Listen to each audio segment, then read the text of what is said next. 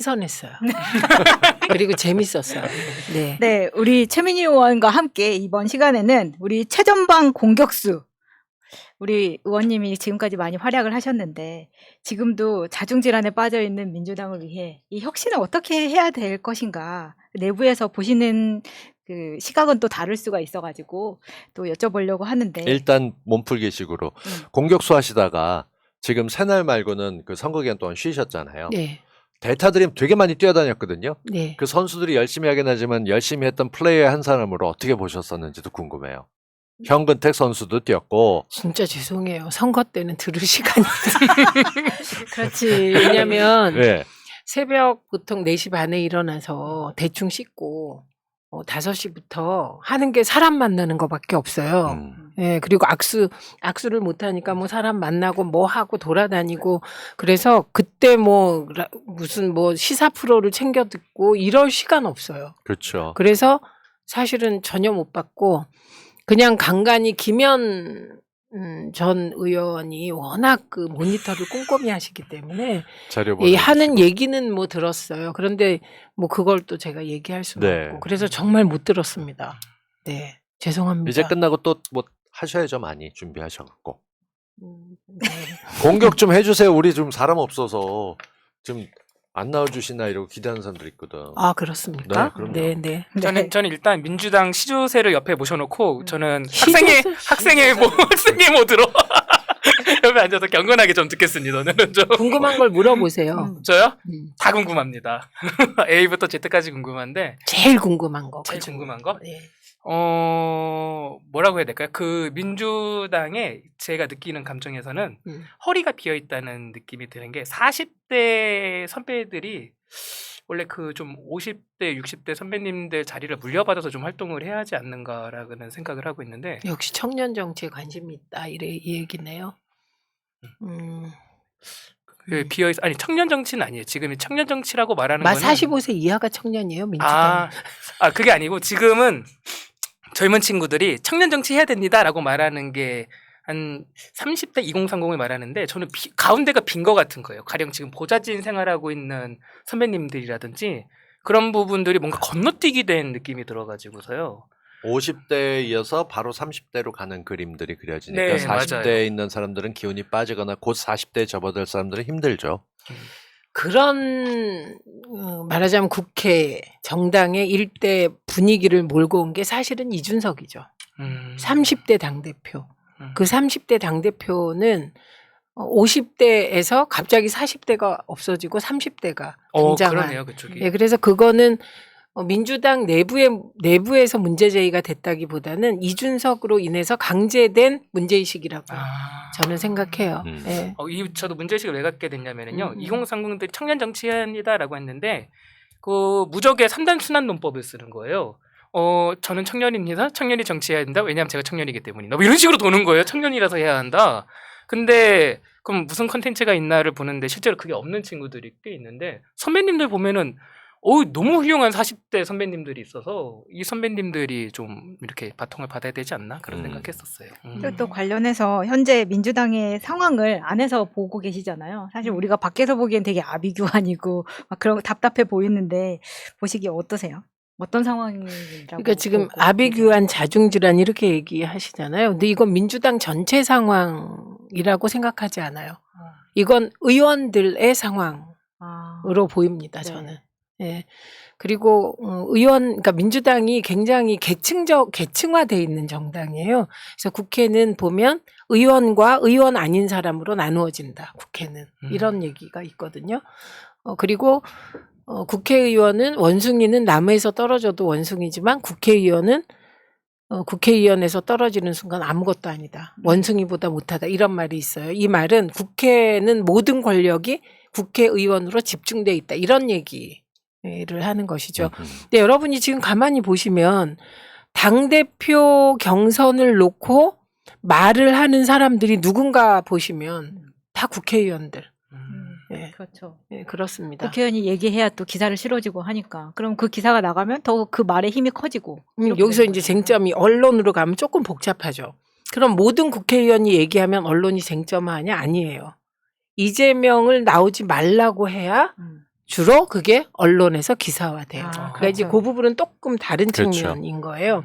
그래서 지금 현재 민주당이 우왕좌왕하게 보이고 막 이러는 것은 결국 민주당의 권력이 집중되어 있는 국회의원들이 지금 방향성을 잃고 있는 게 아닌가 이렇게 보입니다. 그러니까 전체가 자중질환인 건 아니에요. 그러니까 저는 홍영표 의원이 이재명을 뭐 당이 부른다고 했는데 내가 아는 당이 부른 적 없다라고 하면서 주변 의원들 얘기를 했어요. 그러니까 시의원이나 뭐 여러 가지 의원들 얘기하면서 국회의원들 가운데서 인천 의원들도라고 얘기하는 걸 보면서 그보다 훨씬 더 많은 당원들이 있고 국민들이 있는데 어떻게 당이 부른 적이 없다라는 식으로 얘기했다면 그건 비대위 운영도 무너지는 겁니다. 그러니까 편협한 시각을 드러내면서 당이 자신들이 중심이고 뭐 비율로만 따져봐도 의원 한 명에 보좌관 7, 8, 9 이렇게 들어가 있는 쪽이기 때문에 1대 10이잖아요. 거의 따지면 거기에 일하고 있는 사람들까지 사줬는데 의원들만 중심이 되는 쪽이니까 그렇게 보일 수도 있죠. 10년 이상 하다 보면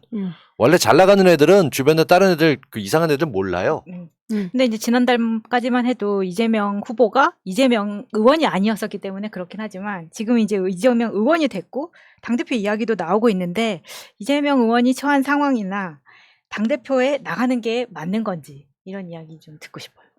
그러니까 우선은 민주당이 지금 계속 당대표를 누가 하냐 마냐 이거에만 초점이 이미 맞춰지고 있잖아요. 그 이유는 민주당의 콘텐츠. 지금 민주당이 왜 대선에 패했냐? 왜 지선에서 대패했냐? 그리고 민주당은 어디로 가야 되냐라는 합의점이 없기 때문이에요. 비대위가 그걸 좀 해줄까 싶었는데 손도 못 대고 있죠, 지금은. 그거를 할 수 없다는 얘기겠죠. 왜냐하면 못한다는 건. 계속 못한다는 건. 왜냐하면 당대표 선거 룰 짜는 데만 지금 집중하고 있고 네. 그 룰만 이렇게 가잖아요.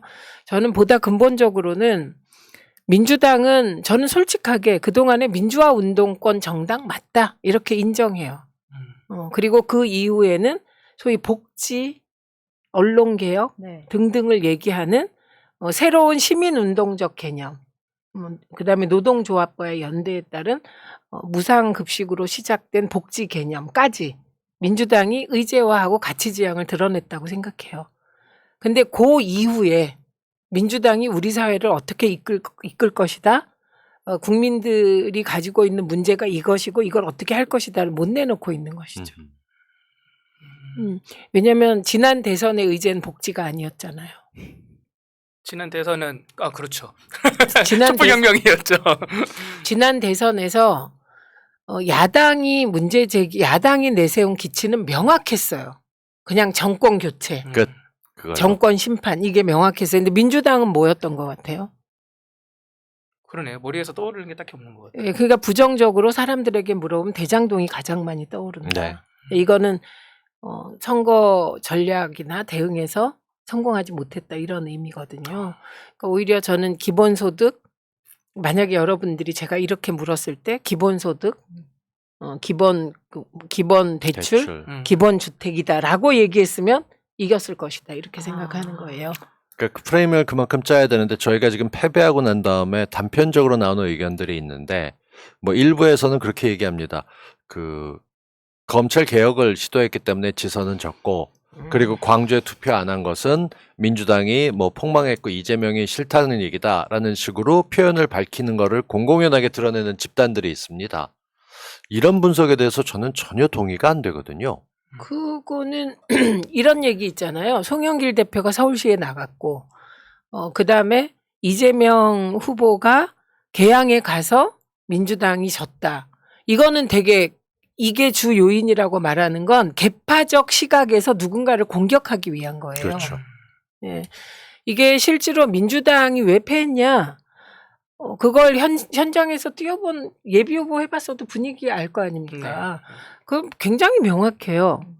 그러니까 검찰 선진화법, 검찰 선진화법을 왜 제때 안 하고 대선 지고 지금 하니 이런 문제 제기는 있었어요. 이 문제 제기까지 없었다고 하면 그건 너무 솔직하지 못한 거죠. 네. 예, 그다음에 두 번째는 검찰 선진화에 반대한다 이런 민주당 지지자는 거의 없어요. 찬성해. 네. 근데 시기 문제에 대해서는 지금 해도 돼? 이런 걱정을 하는 건 있었고요. 그다음에 양양자 파동이 일어나면서 이때 문제 삼은 분들이 있어요. 그리고 양양자 의원은 결국 국민의힘의 반도체 특위 위원장인 네. 경우가 맞지 않았습니까? 그래서 왜 저렇게 섬세하게 일을 하지 않지? 아. 양양자가 저렇게 될 줄 몰랐나? 이런 문제 제기 있었습니다. 그다음에 중간에 터진 성비위 사건. 이건 굉장히 컸어요. 파장이. 예. 그리고 막판에 무슨 이유에서든지 비대위원장 두 분의 갈등이 3번에 걸쳐서 그러니까 드러났고 언론에 의해서 이게 계속적으로 반복되자 그때 나는 투표 안 할 거야. 이게 막 늘어났어요. 그럼요. 그냥 이게 현장에서 본 솔직한 얘기예요. 맞아요. 이렇게 누적되다가 그러니까 하나로 싸울 그런 때 게 아니에요. 자 마지막 버튼이 눌린 것처럼 진짜 시민들이 짜증 제대로 내더라고요. 네, 진짜로. 그리고 우리 가족 중에 먼 친척들이 네. 그냥 너 보고 민주당을 찍긴 할 텐데 진짜 너 없으면 안 찍을 거야. 이런 전화가 막 오고 항의받고. 그게 고식이에요. 그러니까 제가 늘 말씀드리는 게 뭐 하나 때문에 졌다고 말하면 안 된다. 민심은 그렇게 움직이지 않는다. 차곡차곡 쌓였다가 결정적으로 결정타. 두 비대위원장의 갈등이 3번에 걸쳐서 언론에 의해서 대서득필되고 막 맞아요. 방송에 막 나왔잖아요. 그러니까 그게 결정타가 된 거지. 결정타라는 건 그것 때문이라는 게 아니라 결정타였다는 거잖아요. 너무 동의하는 게요. 네. 이 감정은 풍선 같은 거잖아요. 쌓이다 그렇죠. 마지막 투건 때문에 터지는 거잖아요. 음. 그래서 그 애인이랑 데이트할 때도 별거 아닌 걸로 터지면 이것 때문에 터진 게 아니고 그렇죠. 쌓인 거거든요. 네, 네. 네, 그런 얘기이고 민주당이라고 하는 당이 갖고 있는 정체성에서 전 자꾸 사람들이 잊어버린다고 하는데 내가 키운 당이라는 생각들을 지지자들이 갖고 있어요. 힘든 시기도 있었고 맞아요. 흔들려받고 노무현 갔었을 때 뭐 했을 때 이게 척회로 쌓여 있었는데 왜 이렇게 못해? 답답하 하면서 등짝이라도 때리고 싶은 마음을 갖고 있는 사람들이 있는데 그들이 안 나왔거든요. 근데 그 대선 때 사실은 지금 뭐 여러 때문에 졌다라고 대선에 대한 결과도 안 나오니까 저는 지선도 역시 분석이 안 나오는 거라고 보고 근데 그게 없이 책임지고 무조건 너 나왔으니까 빠져 이런 얘기하는 게 부끄럽지도 않게 계속 언론에서 쏟아지는 거 보고 있다 보면 전 정말로 뭐 좀 이상한 세상 살고 있는 느낌이 들거든요. 그러니까 그러면 더 근본적으로는 언론개혁 못해서 졌다. 맞죠? 예. 언론개혁에 대해서도 얘기하면 한참 하는 건데 한마디로 종편 특혜 폐지. 네. 이 시기를 놓쳐서 언론개혁으로 이어지지 못한 거예요. 이거는 문재인 정부 초기에 했어야 될 일입니다. 근데 그때 남북관계 해결에 집중하면서 언론개혁의 시기를 놓쳤어요. 그래서 저는 평가를 하려면 문재인 정부 평가부터 차분하게 진행해야 되는데 이 차분하게 진행할 자신이 없는 게 아닌가 민주당이. 저는 그게 가장 걱정이 됩니다. 근데 그렇게 분석을 안 하고 나면 미래로 가는 할 수가 설계를 없지. 그 당내에서 공통적으로 끌고 가는 리더십이 센 사람이 있던가 네. 아니면 뭔가 공감대가 형성돼야 그 대표가 외치는 얘기도 먹히거든요. 그래서 지금은 제가 차분하게 대선 평가, 우선 문재인 정부 평가부터 해야 되는 거잖아요. 차분하게 문재인 평가를 하고, 문재인 정부 평가를 하고, 대선 평가를 하고, 지선 평가를 해야 되는데, 이걸 차분하게, 이 차분하게란 말은 사람을 찍어서 네 잘못이야가 아니라, 정말 팩트를 가지고 하나하나 정리해 나간다. 근데 이렇게 할 역량이 없어 보입니다. 제가 보기에는. 이런 심정일 수도 있을 것 같아요. 제가 이렇게 놀랐던 게 뼈 맞았지. 네? 뼈를 맞았다기보다 뭐가 생각났냐면 어떤 네. 장면이요. 신용카드를 왕창 썼는데 네. 고지서가 왔는데 열어보지를 못하겠는 거예요. 그런 기분을 느낀 적이 있었거든요. 이건 정확한 거죠. 그런 심정일 수 있겠다라는 생각이. 그래서 그걸 바라볼 때 굉장히 답답하고 그래서 뭔가를 평가하는 데는 용기가 필요한데 저는 이 자리에 계신 분들도 용기 없을 거라고 생각해요. 왜냐하면 어떤 부분을 냉정하게 평가하면 내가 사랑했던 사람에게 상처를 주게 되지 않을까 등등의 복합적인 감정이 있어요.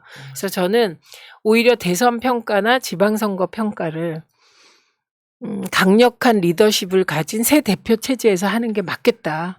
그리고 선거가 어차피 없어요. 선거 딱 하나 있을 것 같아. 그 이상직 의원 지역구. 네. 그건 뭐 큰 의미가 없다고 보고 일단 뭐 막 왔다 갔다 하는. 그러니까 그 선거는 뭐 2년 후에 있기 때문에 당대표 뽑고 초기에 비록 아프더라도 그때 했으면 좋겠다.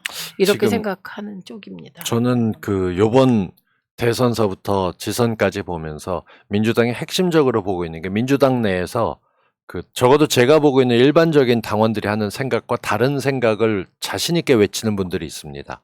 이분들은 지금도 갑자기 나와서 민주당이 잘못됐는데 내가 구할 수 있다라고 외치면서 내가 중심이 돼야 되는데 일단 진 사람들은 반성하고 겸허하게 조용히 있어라 라고 해가면서 외칩니다. 제가 볼 땐 두 개 서로 다른 당이에요.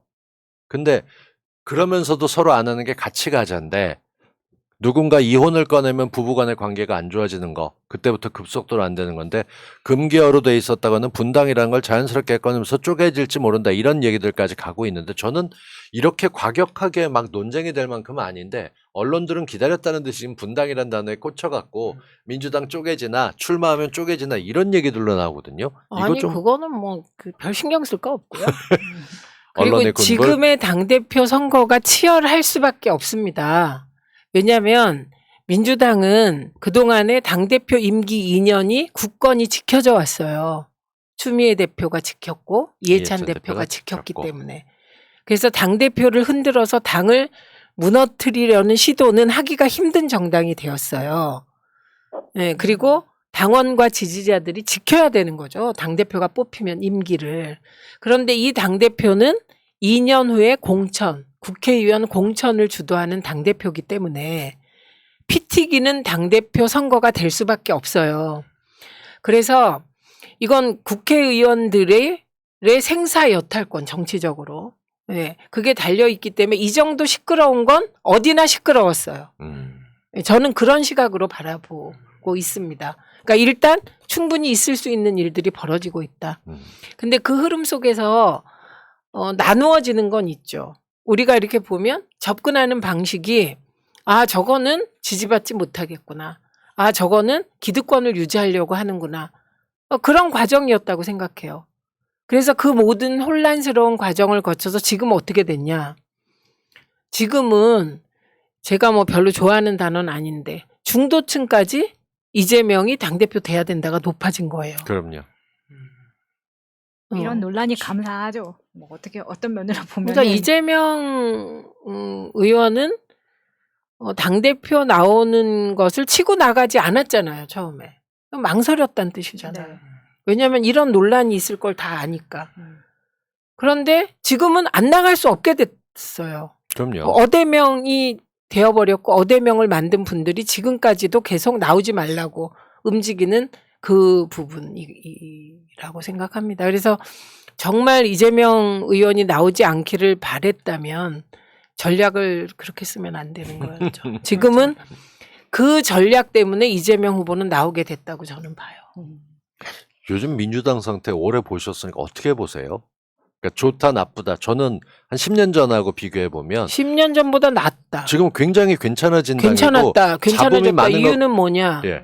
이유는 뭐냐? 당원이 굳건하다.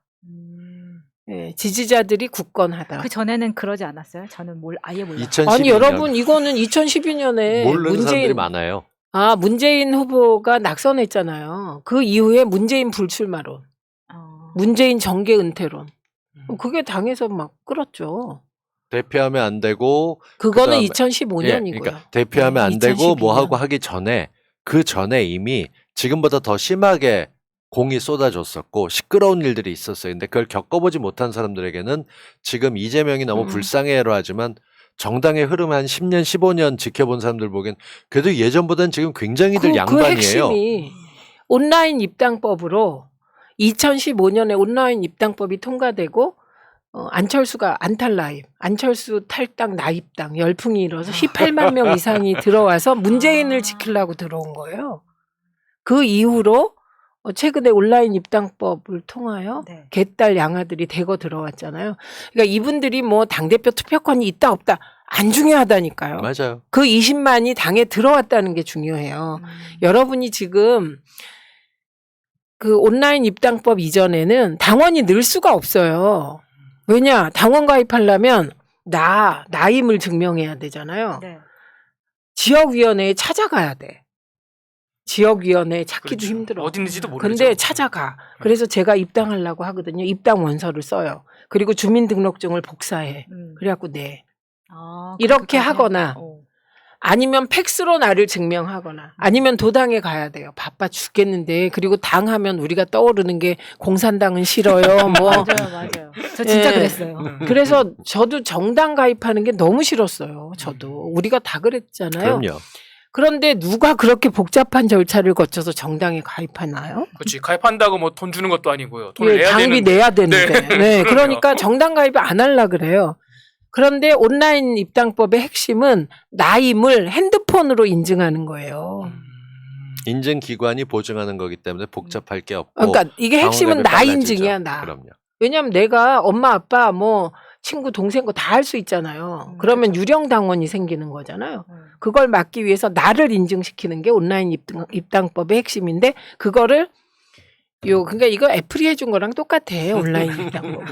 그래요? 그러니까 스티브 잡스의 처음에 스마트폰이 참고로 이 나왔으니까. 온라인으로 당원이 되게끔 하는 데는 혁혁하게 공을 세우셨다는. 그렇게 얘기하면 안 되지. 입당법을 대표 발의했다. 네. 이게 정확한 표현이고 그 데스크탑으로 가능하잖아요. 근데 이거는 다른 사람이 할 수가 있잖아. 제3자가. 그렇지. 내 핸드폰으로. 근데 할수 이거는 있는. 핸드폰은 다 인증이 되니까. 예, 요- 그런 거예요. 그래서 차이는 딱 하나예요. 그 당원 수가 많아졌다는 거. 그리고 그 당원들이 그게 어떤 방식으로 들어오건 당원들이 당의 주인임을 자각해서 지키고 있다는 게 이게 차이인 거예요. 2012년과 지금의 차이는. 당원 대표 나가겠다는 사람들의 선언문을 계속 살펴보거든요. 누구도 감사가 없어요. 저는 당원 동지 여러분들이 이렇게 당원들이 적극적으로 나오고 새로운 당을 열게 좋은 밭이 생겼다. 감사한 마음으로 내가 능력은 부족할지 모르지만 새로운 당을 만들겠다 이렇게 끌고 나가는 표현 대신에 위기다. 잘못하면 큰일 난다. 이렇게 나가고 있거든요. 아니 저는 민주당의 진정한 위기는 소위 팬덤 운운하면서 밭을 탓하는 게 가장 큰 위기라고 생각합니다. 네. 그래서 정당이 선거는 질 수도 있고 이길 수도 있어요. 지금 패배했다고 막 그러면 국민의힘은요. 국민의힘은 국정농단으로 대통령이 탄핵되고 자기들이 배출한 그리고 자기들이 배출한 그 전 대통령이 경제 부패 사범으로 구속됐어요. 그럼 그 정당은 어떻게 되나요? 그렇죠. 네, 그 정당을 국민들이 지난 선거에서 택한 건데 그래서 이길 수도 있고 질 수도 있는데 정체성을 잘 지키고 당원과 지지자들과 개혁해 나가면 다시 이길 수 있습니다. 토대가 마련돼요. 그런데 정체성도 못 지키고 당원과 지지자들을 탓하면 그 정당은 무너지는 거죠. 저는 위기는 여기에 있다고 생각해요. 그래서 제가 계속 반복하는 게 민주당이 대기업이 민주당을 예뻐합니까? 언론이 예뻐합니까? 아니면 무슨 지식인들이 민주당을 위하여 결사항전합니까? 없잖아요. 오직 민주당은 시민과 편먹을 때만 이길 수 있다. 편을 제대로 잘 먹어야 된다. 그 말씀을 계속 드리는 거잖아요. 그리고 그 시민과 편먹는 다양한 형태가 있어요. 그게 최초로 시민과 편먹은 분은 DJ예요. 그 DJ를 지키기 위해서 젊었을 때 당에 들어온 분들은 자기의 모든 것을 바쳐서 DJ를 지켰어요. 그리고 그분들이 민주당을 거의 71년부터 시작해서 DJ가 1997년에 대통령 되잖아요. 노무현까지 만든 노무현 대통령에 만드는 50% 공신들까지 당을 지킨 거예요. 그 다음에 노사모가 출연한 거죠.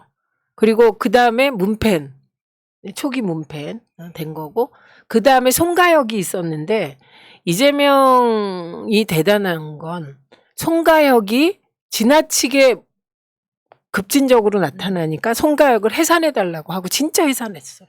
그거 진짜 쉽지 않은데. 쉽지 않은 일이에요. 그럼요. 그건 자기 기반을 스스로 무너뜨렸고 이번에 개딸 양아들 열풍이 순수하게 다시 일고 있는 거거든요. 그러니까 시민과 편먹는 방법은 그 시대의 조건에 따라 다르지만 이기는 민주당은 늘 시민과 편먹어 왔다. DJ는 그 시민들과 편먹어서 이긴 거고 그리고 노무현 전 대통령은 노사모와 편먹어서 이긴 거고 그 노사모는 그분들은 10만 명밖에 안 될지 모르지만 노사모로 대변되는 그 시대의 시민들과 손잡은 거라니까요. 맞아요. 그 문재인 대통령은 노사모가 사실은 변신했기도 했고 새로운 세력을 합친 문펜이 있었기 때문에 승리한 거고요. 물론 촛불혁명이 뒷배경이죠.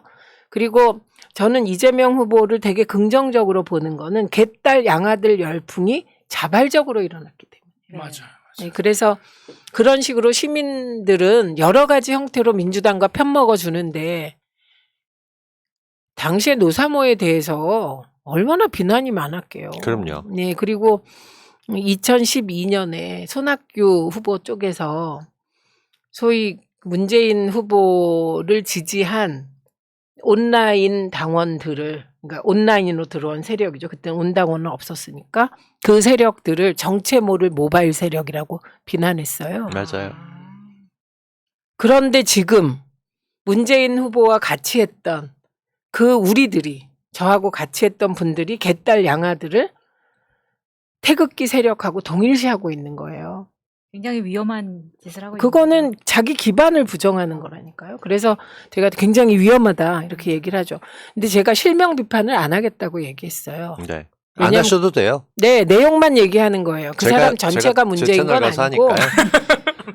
어떤 사람을 평가할 때 그 사람의 잘못된 행동만 비판해서 교정하자. 이게 제 주의고 맞아요. 안 좋은 언론 환경에서 이렇게 하는 것이 언론 선정주의에 나를 얹어서 내가 드러나고 싶다는 자기의 얄팍한 탐진치에 빠지지 않는 길이기도 해서 저에게 막 왜 이름 말 안 하냐고 막 이런 분이 있어요. 그건 저와의 싸움이에요. 저는 의원님 말씀 들으면서 뭔가 차분해지는 걸 느끼는 게요. 저는 이게 짧으니까요. 이 정당 들어와서 활동한 게 지금 이게 처음인 거예요. 어떡하지 오도방정을 좀 마음속에서 떠는데 길게 보고 옛날에도 이랬는데 옛날엔 더 심했어. 이렇게 말씀해 주시니까. 그렇죠. 그리고 예. 이걸 기억하셔야 돼요. 정체성을 지키고 시민과 편먹고 있으면 기회는 반드시 온다. 정체성을 못 지키면 이건 무너지는 거예요. 그럼 그 당이 있을 이유가 없죠.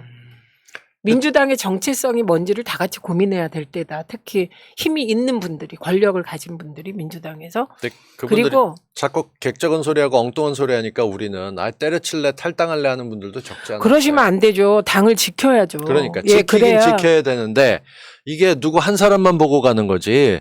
얘들 왜 이래? 갑자기 뭐 과일 가게, 야채 가게 이름들 나가면서 막 욕하거든요. 노무현 전 대통령은 어떤 일을 겪으셨는데요. 정말 노무현 전 대통령이 후보되는 과정은 진짜 극적이에요. 지금 차라리 그런 다큐를 보세요. 노무현 대통령 다큐 있잖아요. 네. 그 다큐를 다시 보시면 노무현 대통령은 당 내에서뿐만 아니라 당 안팎에서 후보가 네. 됐는데 네, 흔들고 또 흔들고 또 흔들고 또 흔들고 그거를 이기고 대통령 되신 거거든요. 사실 노무현 대통령에 대한 다큐나 이런 자료는 유튜브에도 많고 넷플릭스에도 많이 올라와 있더라고요. 네. 그래서 보시기는 쉬울 것 같고. 어떻든 시간이 별로 많지 않아서 요즘 저희는 60개월짜리 나쁜 물건 사가지고 이제 2달 지나고 아직도 58개월을 써야 되는 대통령 윤 씨가 있습니다. 이게 어떻게 해야 될지 반품도 안 되고 뭐 어떤 사람들은 그냥 떠들면서 뭐 적당히 지나면은 탄핵 뭐 누적 포인트가 쌓여서 될 거다 하지만 이게 58개월을 더 끌고 가야 된다 생각하게 되면 민주당의 역할이 참 중요한데 이거를 잘할 수 있을까 걱정하시는 분들이 많아요. 많이 지켜보셨으니까 어떻게 그 보시는지. 윤석열 정부의 지금 가장 큰 문제는 검찰 독재 국가로 보인다는 거예요. 네. 네, 소수 검찰 몇 명이 나라를 통치하고 있는 것으로 보인다는 거예요. 검찰 독재 국가. 이거는 그렇잖아요. 그 검사적 시각으로 모든 걸 바라볼 때 생길 수 있는 많은 문제점이 있어요. 네, 그리고 시스템이 제대로 작동되지 않는다는 거예요. 대통령 입에서 국기문란이라는 말이 나왔는데 그런데 왜 후속 작업이 없지? 그렇죠. 국기문란이면 빨리 누가 잘못했는지 잡아내야지. 잡아내야 되죠. 그러니까 국기문란이라는 저 단어가 그럼 잘못된 것인가? 라는 생각이 들게 만드는 거예요. 예, 그리고 진정한 국기문란은 고용노동부 장관이 한 거 아닌가? 대통령한테 보고도 그렇죠. 안 하고 그 중요한 노동정책. 우리의 노동자 아닌 사람이 없는데 그 노동 정책의 방향을 발표하고 근데 그건 또 국기문란이라고 안 하고 이게 진짜 큰 맞아. 문제라는 거예요. 네. 그래서 국기문란이 사실은 여러 건이 벌어진 거거든요. 그런 시각이라면 이게 반복되지 않을까? 그리고 이번에 나토 가서 보여준 행태는 그러니까 신냉전이 어느 정도 갈지 모르겠어요. 미국이 세계 전략을 어떻게 가게 될지. 최근에는 또 중국산 물품의 관세를 조금 인하하여 물가를 잡겠다는 일부 미국 내 주장이 또 있기 때문에 헷갈리시죠. 그러면 다시 잠깐 중국과 화해하는 거야? 뭐 이런 생각도 헷갈리는데 어쨌든 신냉전으로 갈 것 같잖아요. 이럴 때 보수는 어떻게 할지 뻔히 보여요. 이미 보여주고 있고 윤석열 대통령과 정부가 그러면 민주당은 이럴 때 어떤 대안을 제시해야 될까? 우리는 이럴 때 이렇게 하겠다는 대안은 뭐가 있을까? 그러면 지금 민주당이 당권 경쟁도 좋지만 이번에 위험한 발언이 몇 개 있었잖아요. 탈중국 하겠다는 거. 그러니까 수출 다변화 하겠다는 건 그건 뭐 문재인 정부도 굉장히 노력했습니다. 그런데 탈중국을 하겠다? 뭐 중국에 의존하던 시대가 지났다 이런 말들을 저렇게 공개적으로 할 수 있어요? 유럽 시장을 크게 열겠다 이러고 아무 그게 생각 말로 없는 사람이죠. 열려요? 그러니까 말이에요. 진짜 무서워요. 탈중국이 어떻게 돼요? 왜냐하면 우리의 반도체 중간 부품들 우리가 중국에 의존하는 게 얼마나 많은데 거기다 지금 반도체 위원회는 일본 봐주기 했고 소부장 문제 있었던 거 덮고 그냥 일본과 가는 걸로 풀 거잖아요. 그렇게 쇼하는 단계인데. 아, 그러니까 그렇게 쇼를 해서 내용이 채워지면 괜찮은데 안 채워질까 봐 걱정하는 거잖아요. 네. 그러니까 이런 위험한 발언이 나왔을 때 민주당은 어떻게 해야 되는가. 즉각 반응이 나와줘야 된다는 거예요. 제가 그 분야는 전문가가 아니라 소위 중간 부품을 국산화하는데 시간이 얼마나 걸릴지 가늠할 수가 없어요. 어떤 거는 뭐 2, 3년 안에 되겠죠. 그리고 유럽 어떤 국가에 대체할 수 있겠죠. 어떤 것들은 5년이 걸릴 거 아닙니까? 10년이 걸릴 거 아닙니까? 근데 지금 탈중국을 공개적으로 얘기하면 어쩌자는 겁니까? 근데 이렇게 좋은 공격할 수 있는 명분을 줬잖아요, 윤석열이. 그러면은 민주당 입장에서도 국힘이나 윤석열 정부와 싸울 수 있는 어떤 전략 같은 게 있어야 되는데 그런 거는 내부에서 짜나요? 아니면은 이번에 그 우상호 비대위원장이 여러 전략을 짰어요. 민생 대책 뭐 이렇게.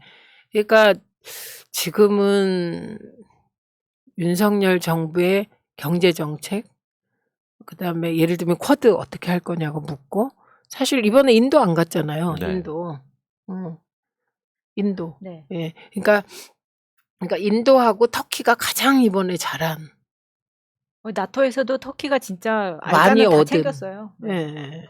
그러니까 민주당은 그런 동북아위원회, 그다음에 경제정책과 관련한 비상경제위원회 뭐 등등이 작동돼야 되겠죠. 네, 진짜 바빠질 것 같은데 왜냐면 할 일이 너무 많아진 거잖아요. 지금 너무 지금. 많아요. 그래서 지금 방향 제시를 좀 하면 그랬지. 민주당이 있었지. 이렇게 돼가는 거잖아요. 그리고 역대적으로도 이런 대통령 2개월 만에 이런 지지율이 없었죠. 그렇죠. 그 MB가 촛불 때 네. 광우병 촛불 때 20%대로 떨어졌던 적이 있죠. 근데 그때는 임기 거의 말쯤 그럼. 아니었나요? 아니에요. 광우병은 중간쯤이었고 중간. 광우병이 2008년입니다. 2008년, 예, 2009년에 초에요, 초. 아. 예, 초에 떨어졌어요. 지금 마음 놓고 있기에는 불안하고 네. 그렇다고 뭔가 나서기도 그렇고 입 여는 사람들마다 민주당 정치인들 보게 되면 얘들은 국힘당 한마디라도 때려주는 게 아니라 쓸데없는 소리 하고 있고 이럴 때 좌절 많이 하거든요. 우리 시청자분들 지금 8,000분 정도 보고 계신데 어떻게 아니 민주당은 유능한 선명야당. 예. 그리고 유능한 민생 챙기기 야당. 그렇게 갈 수밖에 없는 거죠. 유능한 선명야당. 예. 유능한 선명 이런 거 아까 하면은 유능한 떠올리는 선까지 사람. 갔는데 네. 선비 얘기 나오는 거 아니야? 그리고 깜짝 놀라서 선비질한다 그렇고 유능하게 선비질하고 삿대질만 하고 있는 사람들 천지처럼 보여 있거든요. 예, 지금. 그 이기려면 DJ처럼. 흔히 그러니까. DJ를 얘기할 때 선배들이 선비 정신과 뭐 상인 상인의 의식 강령. 얘기하잖아요. 저는 그거는 너무 이제 간 시간이나 아니 뭐 모두가 가져야 될 거잖아요. 우리 마음속에는 그 때로는 아주 성직자처럼 살고 싶은 마음과 그걸 실천하는 마음과 현실적인 작은 계산을 하는 마음이 다 있기 때문에 그냥 인간은 다 그런 게 아닌가 이런 생각이 들고 오히려 배워야 될 건 역사와 선을 뛰어넘는 도전 정신이라고 저는 생각해요. 지금 민주당이 DJ를 배운다면 그래서 첫 번째 이기려면 DJ처럼 배울 분이 계신데 왜 안 배워요? DJ가 6.15를 해낼 때 그거는 역사의 선을 뛰어넘는 거잖아요. 질적 변화를 일으키는 건데 그때 미국의 반대를 무릅쓰고 그냥 떠나셔서 김정일을 만난 거예요. 그래서 평화, 되돌릴 수 없는 평화가 우리 머릿속에 심어진 거예요. 지금 가져야 될 건 그런 도전 정신. 예. 두 번째는 이기려면 노무현처럼 어떻게요? 대의를 위하여 자기 개인적인 모든 거를 희생하는 정신. 이기려면 이해찬처럼 180석을 왜 얻었겠어요? 시스템 공천을 지키고 자기 측근들에게도 원칙을 들이대서 지금까지 원망합니다. 김이합니다. 죄송해요. 아니, 이름은 제 얘기 안 한다. 아니 저는 합니다. 아까워요. 아까운 많은 그러니까 분들이 그 측근들이 다 떨어져도 원칙을 지켰기 때문에 된 그래서 더 거잖아요. 인정받고 맞아. 계시죠. 네, 네. 그 신화는 맞아요. 신화가 그냥 이루어지는 게 아니다. 근데 우리는 정말 그렇게 해서 굉장히 멋진 밥을 전했는데 그걸 거의 주가 해갖고 180석에 있으나 마나한 걸로 그거 왜 얻었냐라고 얘기하는 걸 들으니까 속이 터지는 거죠. 그리고요. 장개석도 한때 중국 민중의 영웅이었습니다. 근데 그 장개석이 나중에 대만으로 쫓겨갔을 땐 더 이상 중국 전체의 영웅이 아니었듯이 늘 제가 저에 대해서 생각하는 게 나는 언제까지 시민의 편에 설 수 있을까? 내가 시민의 편에 서지 못하고 기득권적 의식을 갖는 순간 나는 그때는 강시다. 이렇게 생각을 하거든요. 그래서 저는 그런 생각을 좀 해주시면 좋겠다. 예를 들면 어떤 세력이 계속해서 새 시대를 열 수는 없어요. 그래서 저는 늘 민주당의 비주류라고 얘기되는 분들을 만나면 비주류로 있으셔야 된다고. 늘 주류와 비주류는 교체되는 거라고. 그리고 주류는 주류 중에 다시 비주류가 됐다가 다시 주류가 될 사람도 있겠지만 내가 주류인데 기득권화되면 나는 떠나야 되는 거라고 그렇게 생각하거든요. 그래서 그러나 이 모든 얘기의 근간은 당원들이 당을 지켜줄 때 가능한 거예요. 좋다. 민주당의 주인은 당원입니다. 예, 그리고 지지자들이세요. 네. 예, 그래서 당원과 지지자 그리고 시민과 편먹지 않으면 민주당은 이길 수 없습니다. 이거는 저의 신념이에요. 이건 DJ의 신념이었고 노무현 전 대통령의 신념이었고 문재인 대통령의 신념이었고 이해찬 대표의 신념이었어요. 시민과 편먹지 않고 우리는 이길 수 없다.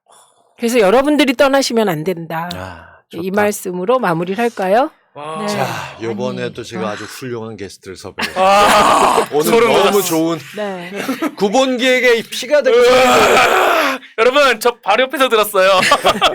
근데 진짜 오늘 방송은 요약하고 텍스트화 시켜서 와. 자꾸 읽어봐야 될 것 같은 그리고 정리를 해봐야 될 것 같고요.